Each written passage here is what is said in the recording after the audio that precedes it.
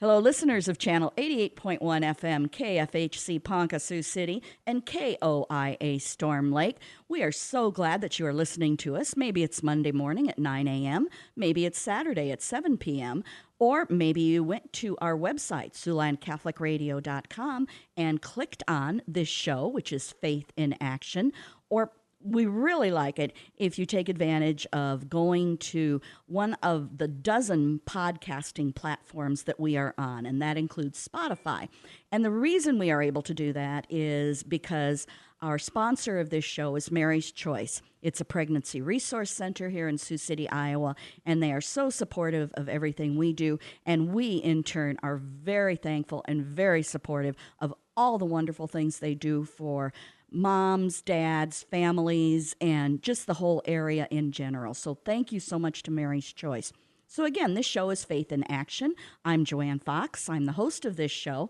And if you listen with any regularity, you know that I bring in all my friends. And that's what makes this show interesting, is just bringing in my friends to talk about things I think are interesting of themselves.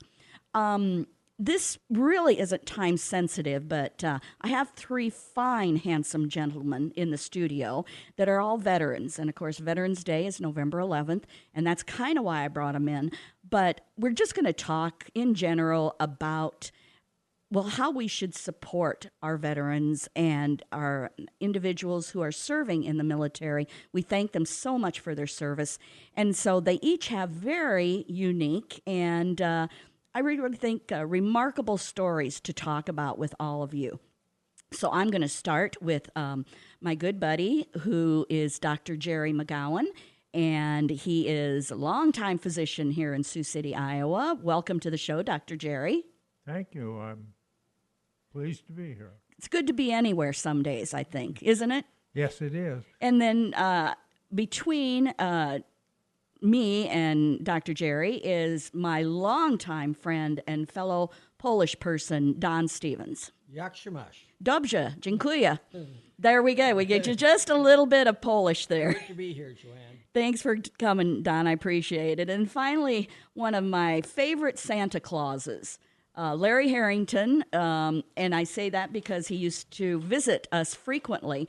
And he dressed as Santa, and he brought us candy canes and treats, and there's a lot of wonderful things he did, and we're going to talk about all of that. So also, Larry, welcome to the show. Well, thank you very much for having me here. It's a pleasure to be here. It's a pleasure to be anywhere some days. So I always start this show with, I'd like you three to tell the listeners a little bit about yourself. So, Larry, why don't you start? No, you start first, Larry. Just tell the listeners where you grew up and where you went to school and what you did for a living and stuff like that. Well, growing up, my parents, we farmed and we kind of moved around farming, so I went to a few different schools. Not as many as my wife. She went to 17 different schools, but we did go to different schools. I worked in packing plants and got my degree, and then I went into inspection service, and I got in the Air Guard. And then my three sons got in the Air Guard and served our country. But being that, I rose to the rank and finally ended up in the Air Guard down here. I started in the Army, but we slept in tents where the Air Guard and the Air Force were sleeping in hotel rooms, so it didn't take too much to turn me in that direction. But I enjoyed the service. I worked at it. I was in chemical, nuclear, biological warfare. Also putting the recruits through chamber training to make sure their gas masks were working. That was a key issue when we got in because the Cold War was still going on. But basically, serving ESGR, support the Guard and Reserves, and then just serving in the community, the church, and try to balance the church with the Air Guard in my family, which is kind of hard. But my wife, Linda, she used to moving, so it was pretty easy when we went on deployments. And we went on quite a few deployments. And that's about all I got to say about that. Okay, and we thank you, Larry, because I think I first stumbled across you when the Air Guard alerted me that you had gotten that Extra Mile Award, which is this wonderful volunteer award. And that's when I was still working at the Sioux City Journal, and I interviewed you. And then later on, we became friends because you kept coming up to the offices of the Catholic Globe newspaper with candy canes and dressed as Santa. Yes, that's true. And then I did a lot in the community. That's how that award was given out. And then I got the award for volunteer for the state from the governor, Terry. And, it was a good award because it was United States. I mean, it was all the states in the United States to give out that award for I hate to say the number one in that category, but that's what it was. So I felt honored there. But it is a lot of work, and I still try to do that in the community. So, excellent.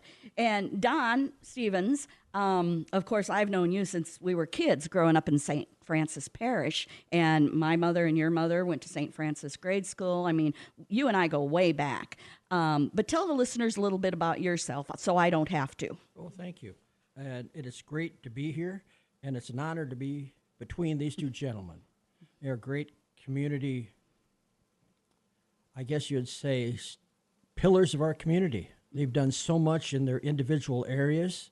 They've also served in the military, so to be a part of this today is really a privilege for me. I'm from Sioux City, grew up on Pollock Hill at St. Francis School, went to Siouxland, then went to St. Mary's University in Winona, Minnesota. I married my wife, Mary, Kemper Knight, and a Siouxland Crusader, so we certainly have a little excitement during sports season going on about who's better teams. I have 4 children. All of them went to Siouxland High School. A couple of them went to Creighton University. So, we've been involved in Catholic education and Catholic radio for a long time. After attending college, I went into the Army at the height of the Vietnam War. All 4 of my roommates went into the military. One became a Navy pilot. One was in the Army and took care of all of the accounting in Denver, Colorado. Another one was in accounting in Stuttgart, Germany, and I got sent off to Vietnam. So the roll of the dice was certainly 25% against 75%. They had some pretty good jobs. I went to officer school, got into intelligence, and then in Vietnam, I got sent to a fire artillery base in north, as far north as you could get. So that's how I started out. That's how I've been a part of this. And if I may interject something before we really get going, is our sponsor, Mary's Choice. I think our audience needs to know this coming Friday is their banquet where they have a fundraiser. So if anybody, not the 21st of this month. So if anybody is not knowing about Mary's Choice, it's a great opportunity to help our sponsor and go to Mary's Choice Banquet and maybe help them out with some funds. Yep. And if you're unable to attend for whatever reason, well, you're going to miss out on a great evening because I am the hostess with the mostest that evening. I'm the MC. God bless Don Grimes. And I had Martha Burchard on the show as well to talk about the banquet. But yeah, of course, listeners, we always want you to support our sponsor, and Mary's Choice is one. So Don, thank you for saying that. Listeners, if you pay any attention to the show at all, I actually had Don on previously because it was such a unique story that you had about this individual who came to visit you in the hospital, and then was it close to 40, 50 years later? You speak about coincidence, but there are no coincidences. God has a plan for all of us, and he puts people in the place that you need to be at that moment. I had just suffered a small heart attack, but I had a triple bypass, and I became depressed, and I was really frustrated. I'd kept my weight down. I'd done all the things I thought I was supposed to, and here I was, just bemoaning God. Why me? Why me? So I have the triple bypass, and I'm in therapy at the hospital, and I'm on a treadmill, and I'm working out, and this guy next to me says, "Are you Don Stevens, the ex-postmaster?" And I thought, oh, man, I've been gone 20-some years. What did I do to this guy that he would remember me? And he Lost his said, mail, maybe. oh, I thought, well, what did I do? And I turned around and I said, Frank Moss. Frank Moss had the same thing. He had a heart condition, and he was in therapy. 55 years ago, I was in the hospital in Da Nang at the 95th Evacuation Hospital, suffering from wounds, and my mother, who worked at Travelers Insurance, was working with his wife, Darlene. And my mom said to Darlene, because Darlene's husband, Frank, was in Da Nang. Mom knew I was in the hospital there, and she said, would there be any chance that your husband could go see how my Donnie is? I mean, he's in the hospital. I don't know much about what's happened. And Darlene said, I'll see what I could do. She contacted Frank. Frank took a Jeep, went to the 95th Evacuation Hospital, and visited me in the hospital. And he said, hey, here's what happened. Your mother, my wife, etc. And how are you doing? And I'm saying to myself, here I am, thousands and thousands of miles from home. I'm sitting in a hospital, and a guy from Sioux City visits me. I mean, it lifted my day. 55 years later, Frank meets me. We start the story again, and he had just lost his wife, Darlene. And we were able to have a friendship develop again. And I hadn't seen him, and he lived a mile and a half from me for 55 years. And here I was able to help him with his grief, and he was able to help me go through what I was going through. So, it was really an interesting experience. Yeah, and for that show, we had both you and him on the phone because his health didn't allow him to come into the studio, and it was a powerful, powerful memory that both of you shared. God is in your life. Oh, yeah. All the time, and you don't know, and you challenge him as sinners all day long. Why does this happen to me? Why is this happening? He has a plan. If he can be patient with his plan, he's got a reason for everything that happens. Yep. So thank you again, Don, for sharing that story, because it reminds me of, how the Holy Spirit does work in very mysterious ways. So that brings me to Dr. Jerry McGowan. And so, Dr. Jerry, why don't you tell the listeners a little bit about yourself? Well, my story is probably not so exciting. I grew up in Sioux City. From age 4, I grew up in Morningside, went to Macca Conception Grade School, Heelan High School, and from there I went to Carroll College in Helena, Montana, took pre-medical training, and was the next 4 years in Iowa City at Iowa University Medical School, which was an interesting place for me. I guess I had not really been out of Sioux City very much. I enjoyed Iowa City, but really very busy most of the time, so I didn't get to travel too much. To go back, I enjoyed Montana and had my choice of where I would have practiced medicine. I might have gone back to Montana, but my wife Cheryl thought perhaps it's a little too cold there for her. She is a girl from Fonda, Iowa, and my father was a banker, and he worked for Toy National Bank for many years, probably 30, and then bought the bank in Pomeroy, Iowa, which was 10 miles from Fonda. And just out of college, I met Cheryl, and my last year of medical school, we were married, and we kind of decided that Denver was not a particularly good place to practice medicine, and Phoenix, Arizona, where I did my internship, wasn't a particularly good place if you wanted to do family practice. So we came back to Sioux City, and I've been in practice for 54 years. I retired 3 years ago. Enjoyed the people very much in the practice of medicine.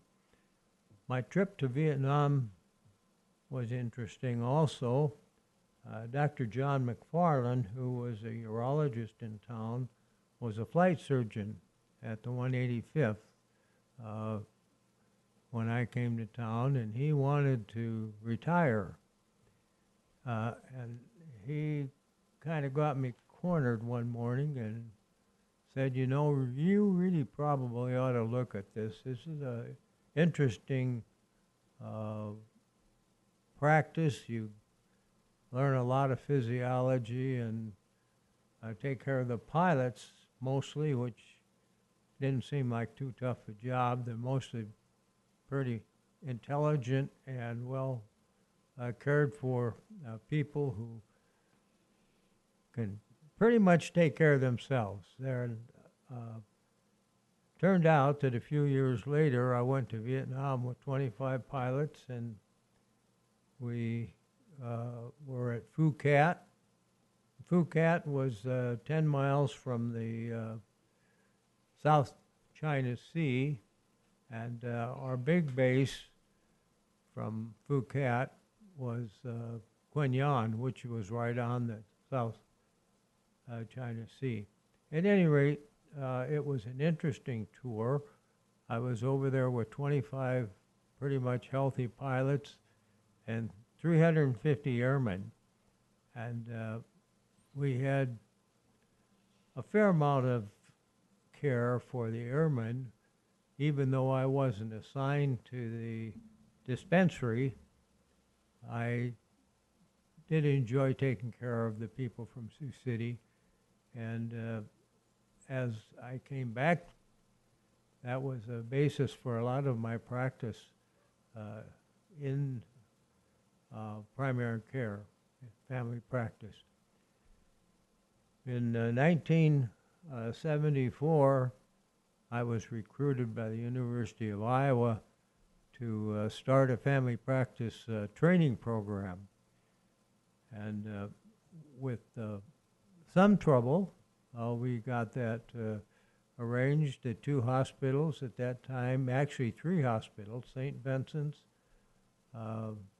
St. Joe, and St. Luke's joined with the University of Iowa and formed this family practice training program, which we took people out of medical school, recruited them 6 a year, and over the time that I was involved in that program, I think we trained about 250 young doctors, and a good number of them stayed in Sioux City.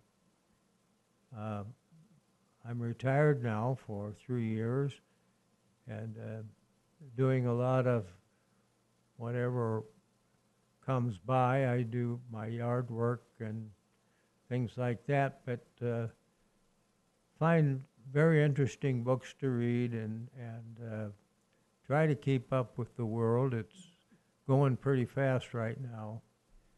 And stay out of politics and so forth as much as I can. But enjoying life, and I'll continue to do that. And I appreciate the opportunity to come and talk about Vietnam and some of my friends that, for life actually, that I met over there. And what I find interesting is you were all fairly young men, you know, when you started an association with service to this country. And so when you think back, Larry, I'll start with you. How did that change you? Well, it gives you a sense of purpose, and it gives you a sense of working together with fine men, and they all got the same goal. And it's not so much killing, it's more or less keeping the peace within our country. And what our great forefathers did, there's a gentleman this morning getting buried, Colonel Bud Nelson. Bud Nelson. I keep getting him mixed up. They're both great leaders, but it was great. He sacrificed a lot, and you're away from your family a lot, and I didn't realize it till later on. When you're overseas a lot and gone for a year, 6 months, 4 months, it really puts a burden on the families, and it's how you get together as a group and work through those things. Because when you're thousands of miles away, and we didn't have the cell phones like they have today, it was hard to communicate. You get on a line and wait for a phone, and you dial the number, and the line was busy, so you had to start all over again. And you could be hours. And today, when my sons were in Afghanistan, they were calling right now, and it was immediate. So It's a group of people. You can't put words, but they're always there. When you see one another, it's kind of a handshake deal, unwritten, but you stick together, and it never goes away. And it's good, and the leadership is good. There's a few hiccups now and then, but that's with anything when you're growing and changing and working with different personalities. But the military is good. It's a good deal. I don't believe in wars, but yet keeping a good peace is a good thing.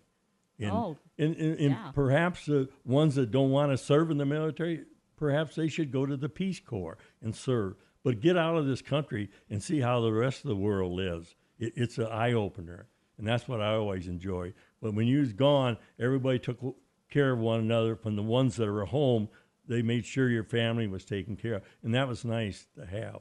Yeah, very comforting. Yeah, it is.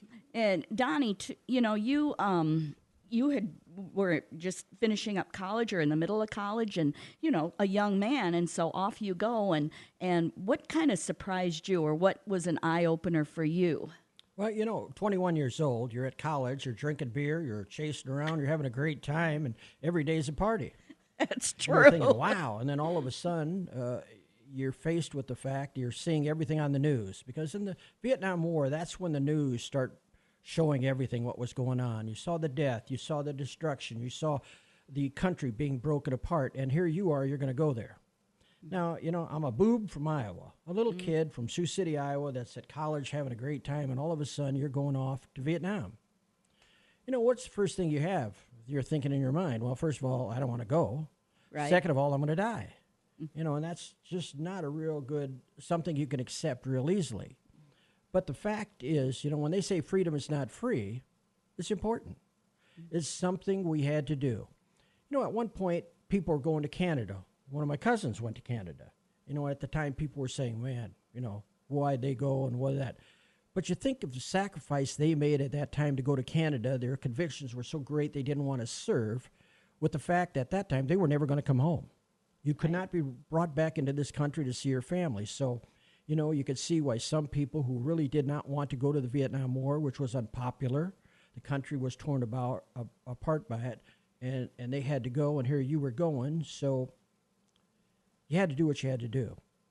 And I think what Larry said earlier about how you develop in life. Now, I'm single. I didn't have a family except for my parents, so I didn't have that stress of family life. But one of the big things you had was when you were there is, what am I going to do? How are you going to get there? I mean, I don't know anything about guns. And you go through the service and all the branches that teach you everything you're supposed to do to protect yourself and lead people. And you come and you accept life as it is. Life's missions, the good things that are thrown at you, the bad things you were thrown at. I was wounded a few times in Vietnam. But God protects you and sends you. God bless those families that have lost ones. But how it affected me, it made me a better person. It made me a person that could accept responsibility. It made me a person to be able to understand some good and bad and how to handle it. When we came home, it was not a very good, fun feeling.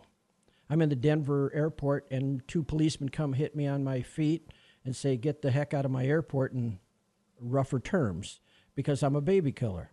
Oh. I mean, that's what was going on there. So you ask yourself, all these things I did and served my country, and I went over there, and this is the greeting I got back. And when I came home, my dad was a good friend of Judge Don O'Brien, and they were going into the courthouse, and they were protesting out there, screaming and yelling at veterans, and Judge said, Don's son has just been wounded. And they said, I don't care. Should have died. I mean, this is the reception. One of the things we learned after coming back in our reception is we would never let it happen again. And the Vietnam veterans, and I think the gentleman at this table would say, that we were the ones who started to clap for when we saw military in the airports years later. We were the ones that did everything we could to make sure those people who went to other wars, Afghanistan, Iraq, and so forth, knew that they were appreciated. So when we saw them coming in the airport in their division, in their clothes, we all stopped and cheered for them and thanked them for their service. So things you learn, learning how to handle adversity, learning that there's a bigger picture. Now, one of the biggest things I think I've learned is, and supported, was my faith. Every day I woke up and said, today may be my last day. God, keep me, help me get to heaven. And very seldom where I was on a fire base did we have Mass, but we had a Catholic priest come once for Mass. I was the first guy to go ahead and make sure I was there, and it was raining. And we put a poncho and used our bayonets on weapons to hold the poncho above the priest as he was consecrating the host. And we could receive the body and blood of Christ. And it was like, wow, this is special. So your faith is really developed when you're in the military as well. Fascinating. What great insights. Now, Jerry, you were a little older because, as you referenced, Dr. McFarland approached you and said, hey, I think you'd be a great flight surgeon, which God love him for seeing that in you. So tell me, what was the eye-opener for you that might have impacted or changed you as you became a part of this pilot flight surgery? Well, I really had a pretty easy assignment, taking care of 25 pilots, and I did a fair amount of extra things there. Ran the clinic off the base for the Vietnamese, and we went down to the Leprosarium from a few times to help those people. But the person that I should give credit to is my wife. I left her with 4 babies when I went to Vietnam. The oldest was just starting kindergarten, so she had quite a year. She was very busy, I think, taking care of those. We sent messages back and forth on tape recorders, and I did get to hear the kids once in a while, but really didn't get to know them until I got back. And there is one interesting story. I guess the kids would consider me a disciplinarian. We were having a nice dinner meal, and one of my children did not want to eat some of the food that was presented. And I said, you better do that, and this and that and the other thing. And my 3-year-old said, maybe I should go back to Vietnam. Oh, boy. So my wife was very popular, and I was not. Out of the mouths of babes. But that's a great point, and Larry made it as well, is, the people that are back here in the States and their love of what you were doing, serving your country, and their love of you, and yet that disconnect of, like Larry said, no cell phone. I love the tape story that that was your ability to hear everybody, but it was there was a disconnect there, right? So There certainly was a disconnect. I had to come home and meet my children, and it was quite different.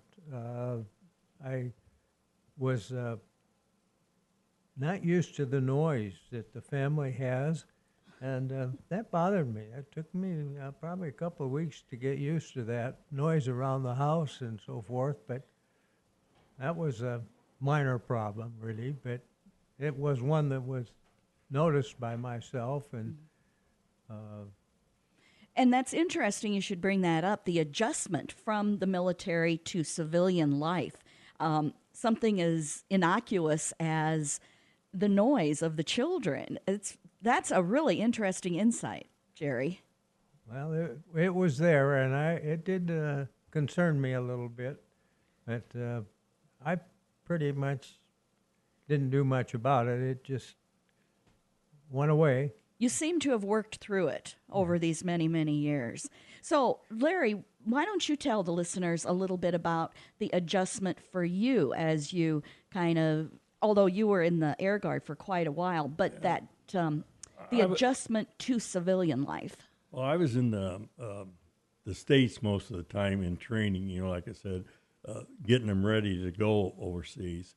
So, but I must say, I was younger in life, and so I didn't have the problem with the kids. But Linda, she took care of the kids on, being away, and did a good job. We had 3 boys and a girl, but it's always something coming up that's a crisis at the time.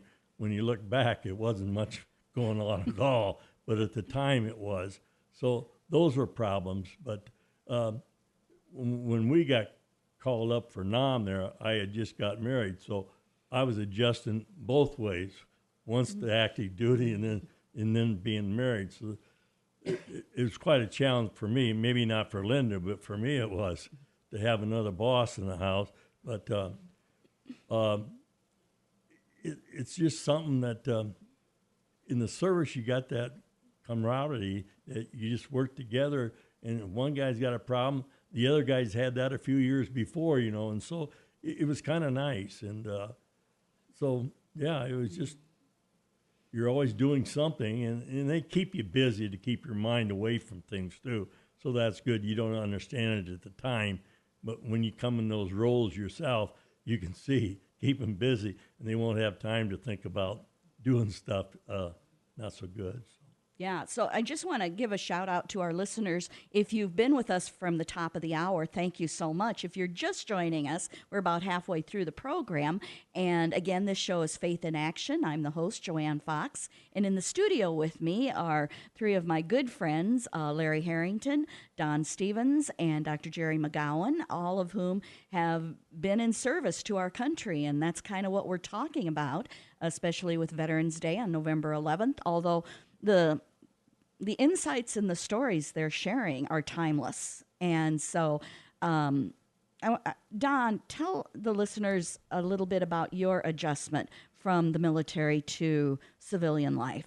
Okay, it was difficult for me because I was on a fire base right outside of a jungle as far north as you could get, and we were overrun a couple times.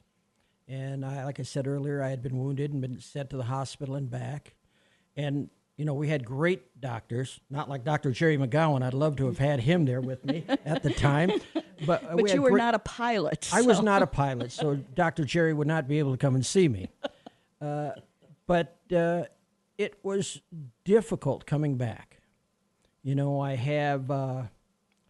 had one of the wounds I had blew out my eardrums, and I had 50% nerve damage in both ears and hearing problems. I also still have post-traumatic stress because when I came back, a car backfired at the Hamilton Mall. In the old days, there was a theater out there, and Mary and I were going out. We were dating. She looked around for me. I was under a car. Wow. I had the issues of, I was jumpy. I was anxious. I feared. I didn't trust. There was a whole lot of things that come with what you're taught and how you have to live to survive that just don't go away. I mean, they hang with you for a while. And just recently, I found out my heart issues. Like I said, I was stressed because I kept my weight down. I was in pretty good shape. Is ischemic heart disease. Am I pronouncing that right? Ischemic heart disease? Yes. Okay, and that's a direct result of Agent Orange. Wow. We were in the area in I-Corps where they were dropping a lot of it, and I didn't. I mean, these are the things that I have learned to live with now, that things that are happening. And the VA has stepped up tremendously for a lot of veterans. We have to have our hats off to the VA for what they're doing to help us now. 50 years ago, the VA was not there. They really didn't have the tools to help us. And so many of us were just so glad to be home after that. We never really pursued things for health. And now the VA takes care of you in many of these things. But my return was, it wasn't comfortable. And I'm not the only one. There were a lot of them. I just got back not long ago from the military's honors flight to Washington, D.C., and it was just such a privilege for me to go out there. And as we were all sitting around talking at the banquet the night before, there was a gentleman from the Air Force who worked with a lot of the generals and intelligence, and they had all of these maps on the walls, and they were talking about how artillery was being called in and the planes would go out there and drop them. And then the guy said, "What'd you do?" And I said, "Have you ever heard of a FADAC computer?" And basically I was in intelligence, and I called in a lot of those airstrikes with planes from the ground or artillery. And he looked at me and he says, to his wife, he says, we thought they were all dead. Oh, Because of ground sensors were only used in 68 and 69. They were very, very sophisticated, and that was the only year they used them. And he says, we thought all of you guys were dead. So then my son John was with me with the conversations got. So then, you start talking more about what really exists. And again, you're a young kid, 21 years old. Somebody tells you to do something. Yeah, okay, I'm here to do it. You didn't know. You didn't know what was going to happen. And the results of being there were interesting. It took me a long time to get comfortable. Mary still finds me blow up at times for stupid reasons. That maybe I'm anxious, I jittery, I'm nervous at times. The kids, as Dr. Jerry said, go back to Vietnam. I know the kids would get upset with me when I'd do certain things when I was disciplining the kids. I didn't know what I didn't know, and I've been in counseling for a while. And finally, I found out that these are the things that are normal. Well, that's good to hear. You don't think you're normal. You think, what's wrong with me? But these are the things that are normal from people that went through that. Now, I'm not trying to say my story is any different than anybody else. There's people who've had much worse. Doctors, Dr. Jerry is being very, very humble when he says, it was very easy there. But these doctors that were there made the difference of life and death for everything. Whether it was a wound, whether it was an illness, whether it was something, they made the person that was there under the conditions I just talked about better people. So humility is with most of the doctors that served. They didn't think they did that big of a deal, but they were very critical in making young men and women better people and helping them heal. And all three of you have such remarkable stories to share, and I thank you, for sharing them with the listeners. But here's my kind of last question to you as we come closer and closer to the end of the program. I'm going to start with Jerry. Someone says to you, gee, you know what? The military sounds like it might be something I would be interested in. And after you hear some of these stories, personally, I would say, well, maybe not. I mean, maybe there's other things you could do. What would you say to someone who was even considering service to this country? Well, I think it would be ideal if all young people some way found a way to serve their country, whether it would be the Peace Corps, the military, community action, something like that. I think that would be wonderful. But one thing that I did learn in the military was we live in a wonderful country. And no matter where I've been, there's no place that's close. Even though we complain a lot about this or that or the other thing, we are blessed to be here. Yes, very much so. And now, you're going to have to remind me because I can't remember. I am not sure any of your children were in the military, but I know you have grandchildren who have enlisted. Yes, I have a grandson who's a major in the Marines, and he is a graduate of Annapolis. I have another granddaughter, actually, who just graduated from Annapolis, and she's going to stay in the Navy and I think become a pilot. But I'm not quite sure, and I'm not sure she is, just where she is in that training period. And then I have two other grandsons who are presently in Annapolis and working their way through and doing a good job. So we have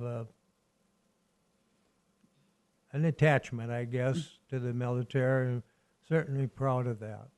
An interesting Navy. What happened to the Army and the Air Force and the Marines there? Somehow they got to the Navy. My oldest grandson was actually at a state track meet in Des Moines, and someone who was in the stands recruited him to go to Annapolis. Otherwise, I don't think he would have gone. I don't think he thought about it. He went there basically on a scholarship for track and enjoyed it and through the training, decided instead of being in the Navy, he would join the Marines, which the commission training for the Marines is actually part of the Annapolis. 25% of the graduates from Annapolis go into the Marines. So we're pretty well attached. I guess so. So, Don, somebody comes up to you, young person, they're kind of struggling with what they want to do with their lives, and they know of the military, and what would you say to them? Well, our country has turned into, because of everything that's happened, all about me. It's all about a me issue. You know, recruitment's down. But I can only tell you what I found. I developed character, organizational skills, ownership of your life, obligation to others, and respect. I think the military can provide a great career. I mean, Air Force pilots all the time go into flying. We're seeing airlines now don't have as many pilots because the Air Force has gotten rid of all the pilots. The Navy has some great opportunities, you know. There's some things out there for kids, and it provides a wonderful life. It helps you develop into a better person.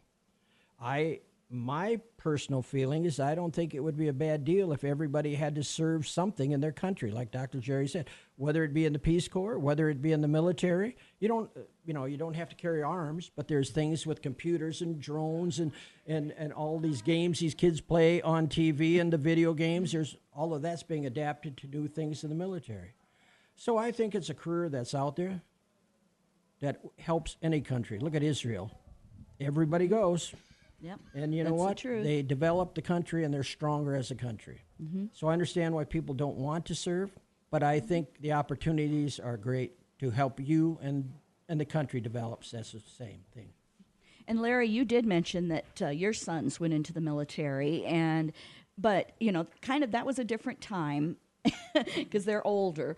So, yeah. But today, young people, in conversation with them, if they indicated they might have an interest, what would you say to them? Well, like both of them mentioned earlier, it's the greatest country on earth.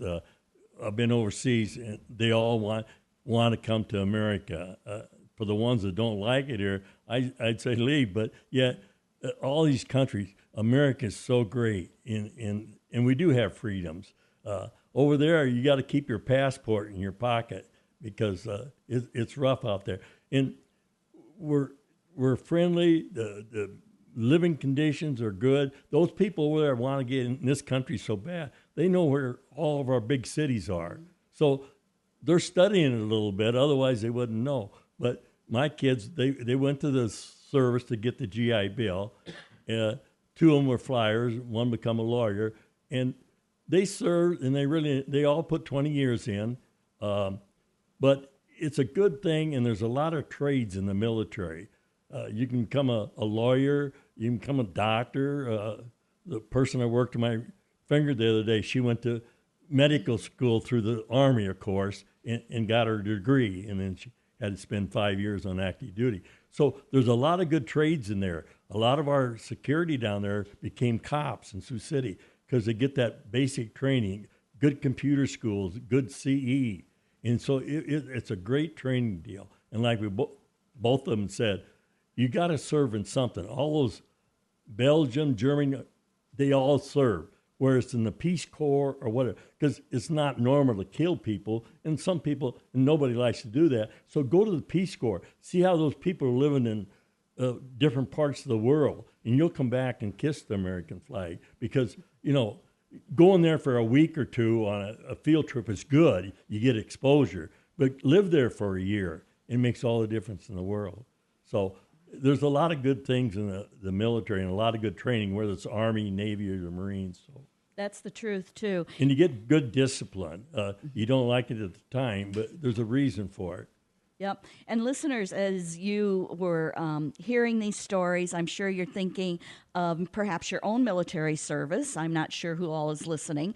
Or perhaps your loved ones who are in the military. My dad was in World War II. He served in Greenland during World War II. My father-in-law actually did serve in the Pacific Theater in World War II. My husband, during the Vietnam War, Dean, he served in Alaska. And then one of my sons was in the Air Guard. So I have an incredible respect for anyone who makes the choice to serve this country. And that's why I think it was so important to kind of share with you listeners the stories that are behind individuals who did serve our country. So again, I'm so grateful to my three friends who came into the studio to share their very personal stories. I am very humbled. I thank you for your service. Larry Harrington, Don Stevens, Dr. Jerry McGowan, thank you so much for sharing with the listeners what it means to be of service to this country. Thank you very much. And so, listeners, that kind of wraps up the show again. I want to remind you that this is Faith in Action, and if you are listening Mondays at 9 a.m., thank you. If you're listening Saturday at 7 p.m., thank you. If you went to our website, SiouxlandCatholicRadio.com, and listened, clicked on Faith in Action, again, and then a shout out to Mary's Choice Pregnancy Resource Center here in Sioux City, which is the underwriter for this show. We are so grateful for them because that allows us to be on about 12 podcasting platforms, including Spotify. So, again, I'm the host of this show, Joanne Fox, and on behalf of my executive producer, Ann Reed, and myself, I want to remind you that, yeah, faith in action is good. A faithful reaction is good, but faith in action is so much better. Thanks so much for listening, and God bless.